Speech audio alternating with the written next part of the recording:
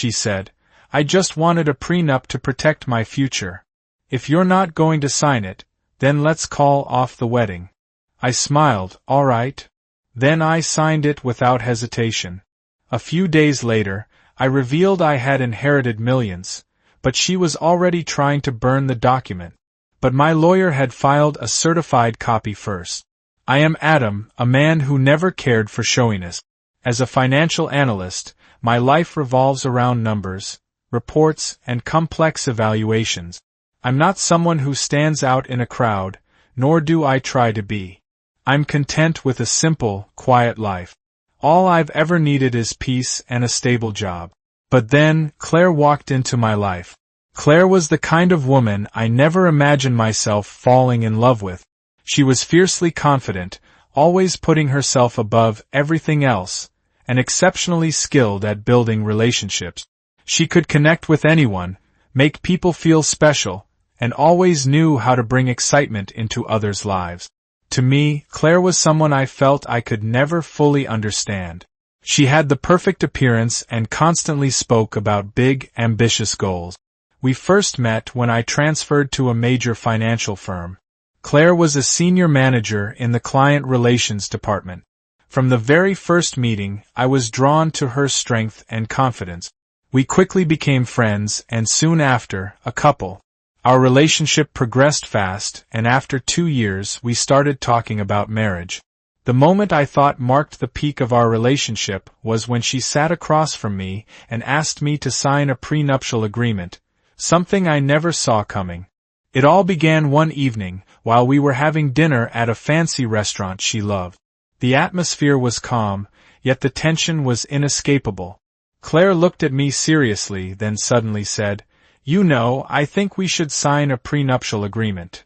I stared at her, trying to read the intention behind her determined eyes.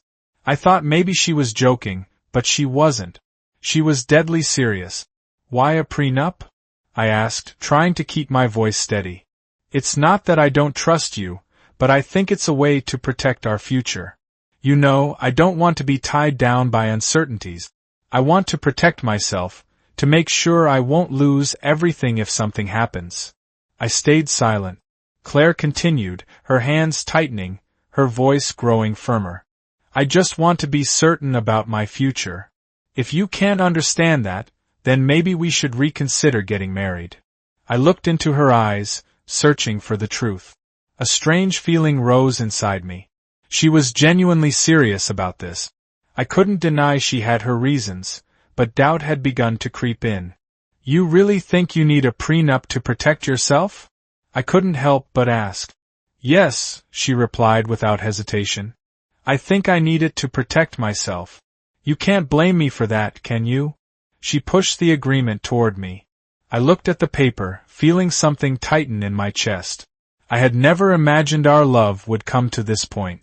All I ever wanted was to love her and build a family together, but now I was being forced to choose between love and something cold, something painfully practical. That night I couldn't sleep.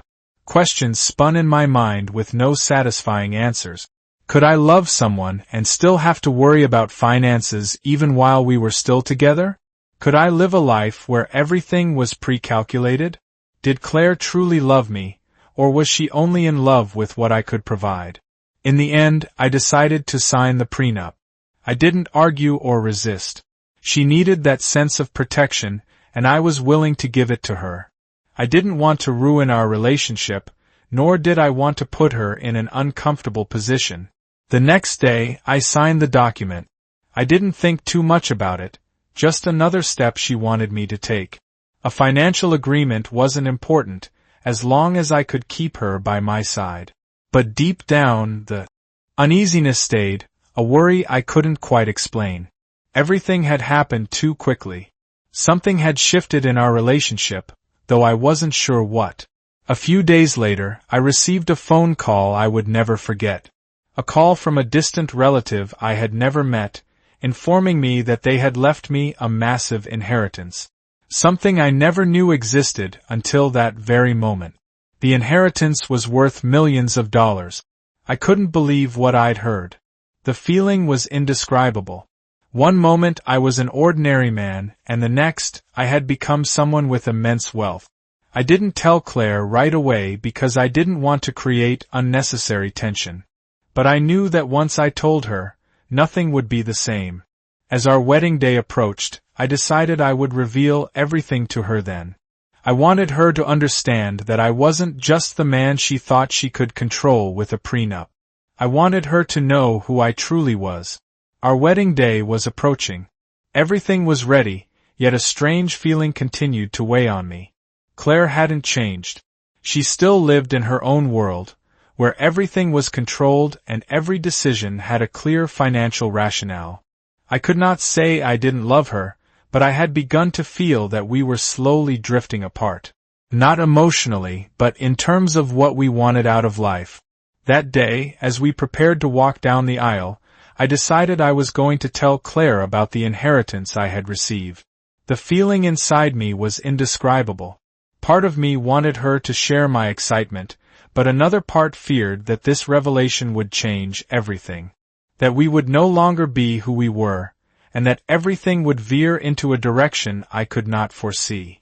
When we stepped into the preparation room, I saw Claire adjusting her wedding dress. She sparkled, mesmerizingly beautiful, but I realized that her beauty was no longer the most important thing. I took a deep breath, deciding not to hold back any longer. Claire, I called her name, and she immediately turned her gaze toward me. I have something to tell you, I began, my voice stiffening as though I were walking into an unavoidable battle. She looked at me, her eyes flickering with a strange light. "What is it?" she asked, unable to hide her curiosity. I hesitated for a moment, then continued, "I just received an inheritance. Millions of dollars." I didn't need to say anything more. She couldn't hide her shock. A long exhale escaped Claire, and I realized that what I had just said was changing everything. Silence stretched for several seconds. She stood there, eyes wide, lips pressed tightly together. Then, as though she could no longer contain herself, she spoke, her voice heavy. "So you hid this from me? Why didn't you tell me earlier?" I didn't know what to say. Guilt washed over me, but I knew I hadn't told her because I didn't want everything to change. I didn't want money to influence our love. But now it already had. "Why are you so worried about money?" I asked, unable to keep the sadness out of my voice. "I love you, and that should be what matters." But she wasn't listening. The anger inside her erupted. "I don't want to be someone who follows you just because of love. I need something certain. Can't you understand that?" She turned away from me, sat down, and breathed heavily. "I loved you, but now I'm not sure anymore." And then the thing I feared most happened. Claire jumped to her feet and walked toward the table where the prenuptial agreement still lay. She stared at the paper and threw it back onto the table, her face flushed with fury. "You really think I'll just accept all of this?" she shouted. "Everything I loved you for, was it all just what you could give me? Not love, not sacrifice, but money." I didn't know what to do. It felt as if my entire world was collapsing right in front of me. She was no longer the woman I had fallen in love with, not the person I thought understood me. She glared at me, anger burning in her eyes. "You hid something huge from me. You've changed, Adam." That was when I realized I could no longer hold back. I stood up, walked toward her, and gently took her hand. "Claire, you can't force me to change. I can't live forever in the shadow of what you want. I love you, but not because you want something from me. If you love me only for what I have, then I'm not sure that's real love." She pulled her hand away, her expression turning colder than ever. "I don't need to hear that.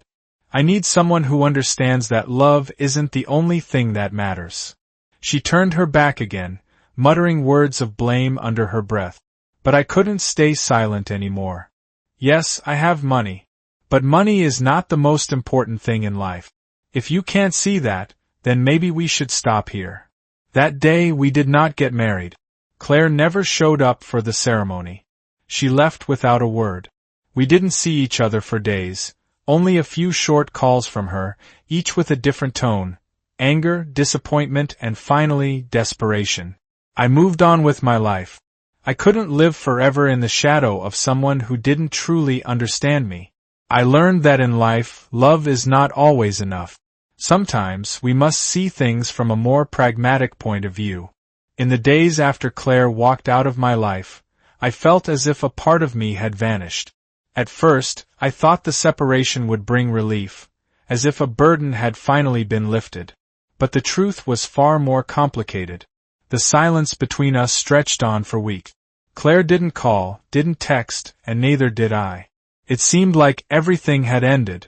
Yet the longer it lasted, the more I realized I couldn't forget her.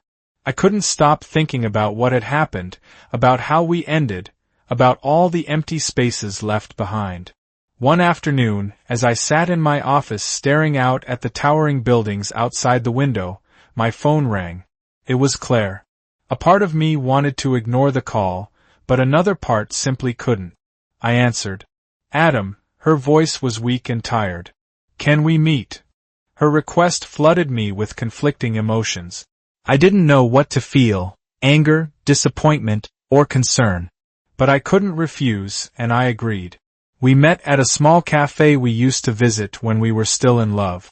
The atmosphere was quiet, filled only with the clinking of cups and the soft background music. She sat across from me, her hair falling loosely over her shoulders, her face exhausted. She no longer looked like the woman I once loved. I know I was wrong, Claire began, her voice trembling. I cared too much about money and protecting myself, and I failed to see what mattered most. You. I'm sorry, Adam. I looked at her, unable to speak right away. Why are you saying this now? I asked, my voice dry. Why couldn't you say it sooner, before everything went too far? Claire lowered her head, unable to meet my eyes. I just wanted to make sure I wouldn't be abandoned again. But I let that fear control me for too long. I didn't know how to respond. Her words were not what I needed. I had never loved her because of money. But she had believed that money was what held us together. Claire, I said softly but firmly. I understand you have your fears, but I can't love you through this shield you put around yourself. I loved you for who you were, not for the security you demanded. I can't live with someone whose every decision revolves around numbers. She sighed and looked up, her eyes filled with regret. I know, she admitted. I can't keep living this way. I can't pretend to love you if my mind is only focused on money. I'm sorry, truly. I stared at her quietly, and in that moment, I realized it wasn't her who had changed, it was me. What we had was no longer a bond between two loving hearts, but a struggle shaped by fear and misguided expectations. I couldn't continue this relationship any longer. It was a decision I had made long ago, but only now could I finally say it. Claire, I can't keep doing this. We can't go back. You deserve someone who loves you for you, not for money. She said nothing. Her eyes filled with tears, but I knew my decision was right. I had waited too long for her to realize this, and now all we had left were memories that could never be rewritten. I stood up, not looking back. I'll never forget you, but I have to move forward. Those were the last words I spoke before walking out of the cafe, leaving Claire behind in silence. After our breakup, I didn't feel the loneliness or emptiness I had expected. Instead, I felt a freedom I never saw coming. As time passed, I gradually returned to my life. Work, hobbies, and close friends helped me understand that I didn't need anyone else to feel complete. But I didn't forget Claire. I would never forget the beautiful moments we shared. Still, I knew our relationship could no longer continue. Sometimes, love isn't enough to pull someone away from their fears and doubts. My story with Claire became a profound lesson. I learned that love is about sharing, not transactions. Money, assets, and protection are just surface-level things. What truly matters in love are honesty, trust, and mutual respect. I also learned that no one can change the past, but we can always change the future.